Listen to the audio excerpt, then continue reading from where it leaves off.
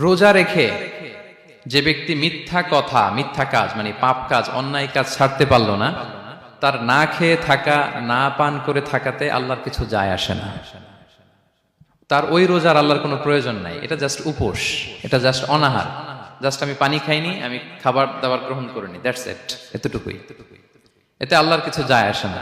এটার কোনো সিগনিফিকেন্স আল্লাহ তাআলার কাছে নাই যে রোজাও রাখলো আবার মিথ্যাও বলে, রোজাও রাখলো আবার গীবত করতেছে, রোজাও রাখে অন্যের জন্য অকল্যাণ কামনা করে, রোজাও রাখে খারাপ কাজ করতেছে, নিষিদ্ধ কাজগুলো করতেছে।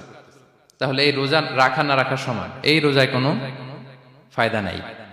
একটা ওয়ার্নিং পাওয়া গেছে না এখানে, যে ওয়ার্নিং, রোজা রেখে সাবধান, কোনো পাপ কাজ